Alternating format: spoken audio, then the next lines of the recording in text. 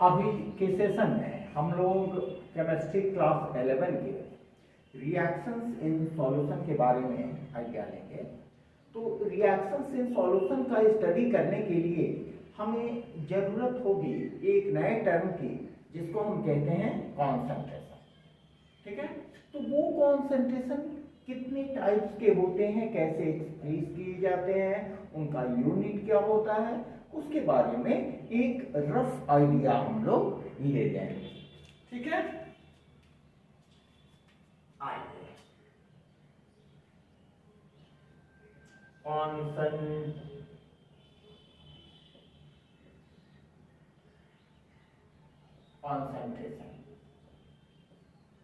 What is concentration? Concentration क्या होता है? जैसे हम कोई सॉल्वेंट लेते हैं, 100 मिलीलीटर सॉल्वेंट लिए, उसमें 10 ग्राम शुगर डालें, ठीक है, उसको मिला के जो सॉल्यूशन बना है, तो जो हमारा सॉल्यूट डिसॉल्व है वही उस सॉल्यूशन के स्वीटनेस के लिए रिस्पॉन्सिबल है। तो प्रैक्टिकली हम लोग जो अमाउंट सॉल्यूट का डालते हैं, that amount present in the given amount of solvent refers to concentration of that solution. आइए देखते हैं यहाँ the amount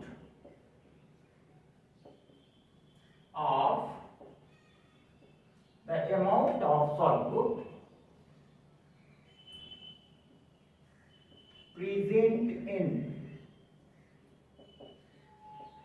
given amount of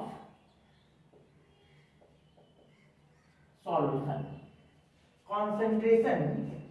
concentration हम किसको कहेंगे?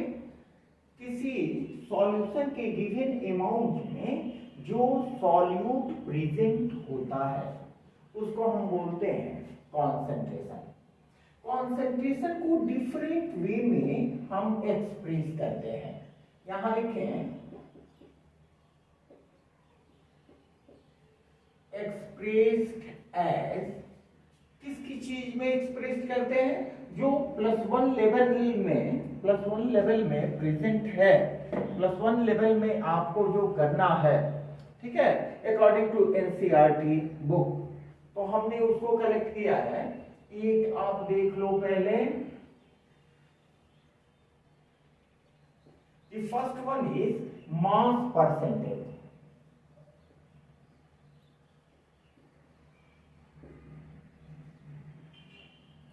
जिसको हम लोग वेट परसेंटेज भी कह सकते हैं, wait percentage, and it is represented by W/W%, ठीक है, and expressed as, defined as mass percentage को कैसे डिफाइन करते हैं? मास फ्रैक्शन मल्टीप्लाइड बाय 100, ठीक है। अब ये मास फ्रैक्शन क्या होता है? मास फ्रैक्शन तो सॉल्यूशन में जो भी कंपोनेंट हैं, जनरली हम बाइनरी सॉल्यूशन को कंसीडर करते हैं। तो सॉल्यूशन में जो भी कंपोनेंट है उसमें से किसी एक कंपोनेंट का mass divided by total mass of solution multiplied by 100, ठीक है। तो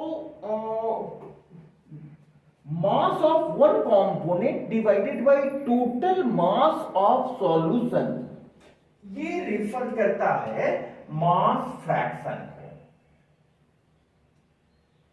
ठीक है।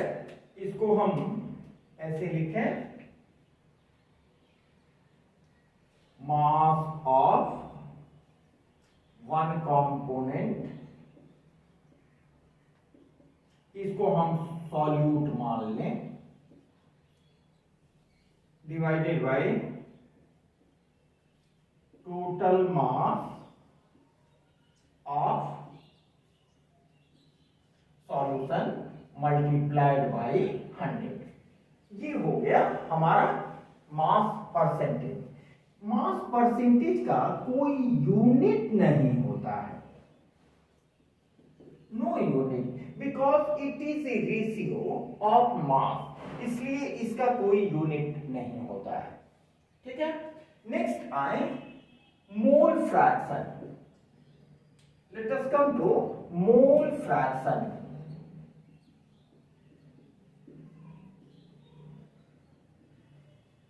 Denoted by x। तो mole fraction just on the analogy of mass fraction, हम मास के बदले यहां मोल लेते हैं। ठीक है, तो मोल फ्रैक्शन को हम कैसे डिफाइन करेंगे? मोल फ्रैक्शन को ठीक इसी के जैसा, number of moles of one component,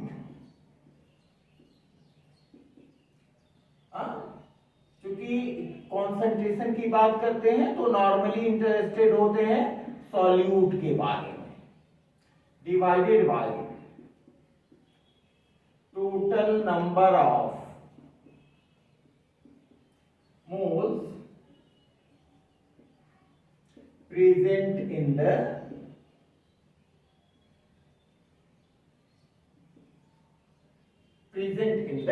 solution।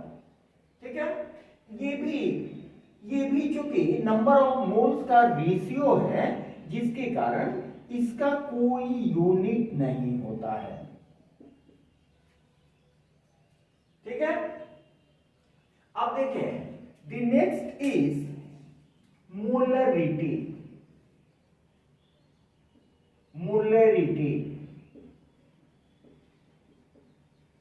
denoted by capital M and defined as number of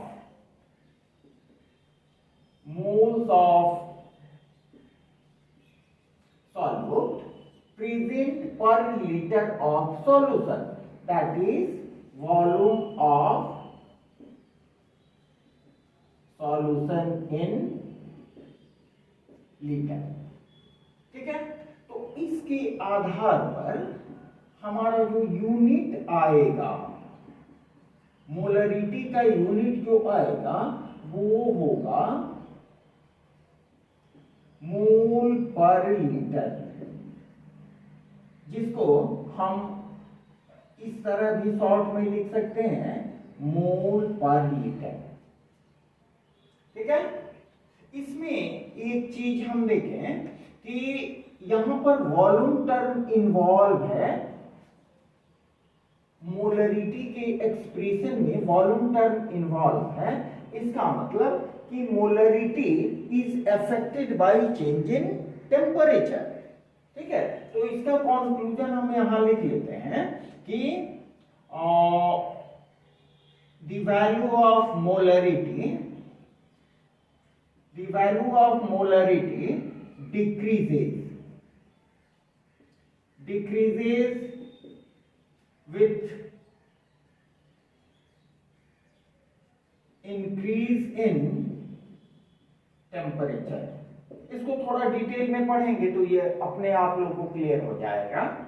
ठीक है, and finally we have molarity.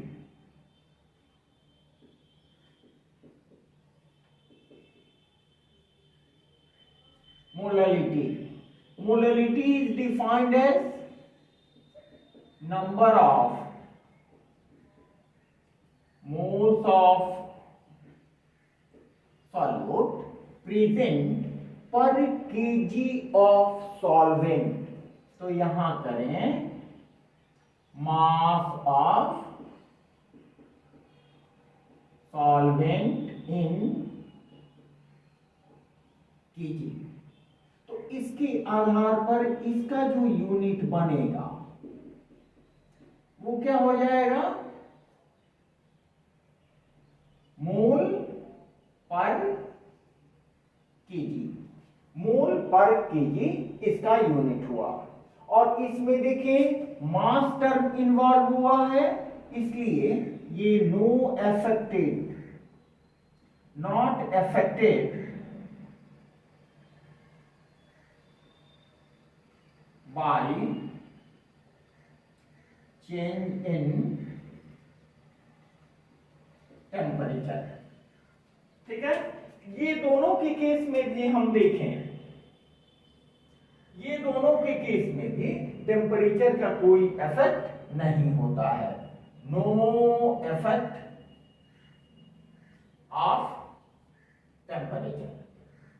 ठीक है, मेरे समझ से इसको हमने चारों को एक बार कॉम्पैरेटिव वे में यहां इसलिए बताया कि सभी का जो म्यूचुअल मिसअंडरस्टैंडिंग है, इंटर कंफ्यूजन है, वो आप लोग को खत्म हो जाए। देखिए, मास परसेंटेज और मोल फ्रैक्शन काफी मिलता जुलता है। डिफरेंस यही है कि यहां पर मास की बात हम करते हैं, जबकि यहां पर मोल की बात करते हैं। ठीक है, देखिए, this refers to mole fraction and this much refers to mass fraction। बस इसमें हमने 100 से मल्टीप्लाई किया है to get the percentage value, जबकि यहां हम फ्रैक्शनल वैल्यू ही लेके आगे बढ़ते हैं। ठीक है, और मोलरिटी इन दोनों से अलग है, नंबर ऑफ मोल्स प्रेजेंट पर लीटर ऑफ सॉल्यूशन। उसके आधार पर हमारा ये यूनिट मिला मोल्स पर लीटर, और मोलरिटी की एक्सप्रेशन में चूंकि वॉल्यूम टर्म प्रेजेंट है इन द डिनोमिनेटर साइड, तो naturally the value of m decreases with increasing temperature. इसके बारे में हम लोग डिटेल में थोड़ा आइडिया जस्ट इसके बाद देखते हैं। और मोलरिटी और ये दोनों में आप कंपेयर करो तो यहां भी नंबर ऑफ मोल्स है, लेकिन यहां वॉल्यूम ऑफ सॉल्यूशन के बदले हमने मास ऑफ सॉल्वेंट लिया है केजी में, जबकि यहां वॉल्यूम ऑफ सॉल्यूशन लिया है लीटर में। ठीक है, इसके आधार पर इसका यूनिट हो जाएगा मोल पर केजी। तो चूंकि mass is not affected by change in temperature, इसके कारण मोलरिटी के ऊपर टेम्परेचर का कोई इफेक्ट नहीं होता है। ठीक है, मेरे समझ से ये समझ रहे हैं आप लोग। और इससे ये हमने कॉम्पैरेटिव इसलिए किया कि इससे रिलेटेड जो भी एमसीक्यूज आपसे पूछे जाते हैं आप उनका वन शॉट में जवाब दे सको। ठीक है, तो आइए इसको डिटेल में कम से कम मास परसेंटेज और मोल फ्रैक्शन को डिटेल में थोड़ा देखते हैं। इसको आप लिख लो।